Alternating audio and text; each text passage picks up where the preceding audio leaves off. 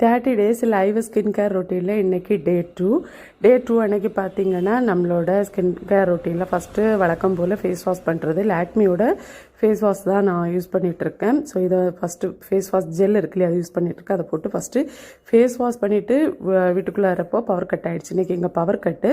அடுத்ததாக நம்மளோட லாக்மியோட moisturiser apply பண்ணிக்கிறேன். அப்புறம் நான் வீட்டுக்கு வெளியே வந்து தான் மாய்ஸ்சரைசர் அப்ளை பண்ணிகிட்டு இருந்தேன்.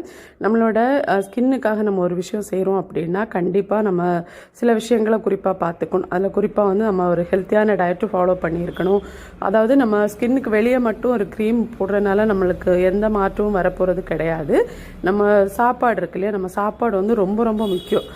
சுகர் பொருட்கள், அப்புறம் இந்த ஆயிலில் ஃப்ரை பண்ண ஃபுட் ஐட்டம்ஸ் இதெல்லாமே நம்ம அவாய்ட் பண்ணிக்கணும். வெஜிடபிள்ஸ் எடுத்துக்கணும், ஃப்ரூட்ஸ் எடுத்துக்கணும், நிறைய தண்ணி குடிச்சுக்கணும்.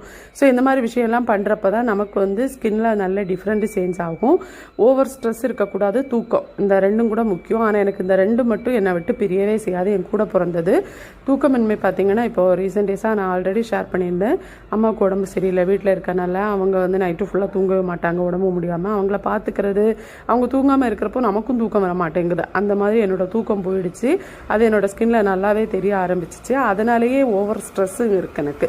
இந்த ரெண்டு விஷயத்தினால நிறைய ஸ்கின் டேமேஜ் எனக்கு ஆகுது. டயட்டை கூட நிறைய பாதிக்குது. இருந்தாலும் நான் ஃபாலோ பண்ணிட்டு இருக்கேன். அடுத்தது பார்த்தீங்கன்னா லாக்டோகாலமைனோட சன்ஸ்க்ரீன் அப்ளை பண்ணிக்கிறேன். இன்றைக்கி பேங்குக்கு போகணும், அதனால். அப்புறம் அம்மா ஒரு சின்ன ஷாப் அப்பா போட்டிருந்தாங்க. எனக்கு தலையில் வைக்கிறதுக்கு கிளிப்பில் ஒன்று எடுத்துகிட்டு வந்தேன். என் சின்ன பொண்ணு எல்லாத்தையும் எடுத்துகிட்டு வந்தேன். அதை பார்த்து தான் நான் சிரிச்சிட்டு இருந்தேன். அப்புறம் அந்த சன்ஸ்க்ரீன் பார்த்திங்கன்னா நம்ம வெளியே போகிறது மட்டும் இல்லை, நம்ம சமைக்கிறனாலையும் கண்டிப்பாக சன்ஸ்க்ரீன் அப்ளை பண்ணணும். சன்ஸ்க்ரீன் போட்டதுக்கப்புறம் பார்த்திங்கன்னா பாண்ட்ஸ் பவுடர் இருக்கு இல்லையா, அதை போட்டிருந்தேன். போட்டுட்டு லைட்டாக லிப் பாமும் போட்டு ஐலைனரும் வரைஞ்சிருந்தேன். அவ்வளோதான். இப்படி பேங்குக்கு கிளம்பி போயிட்டேன்.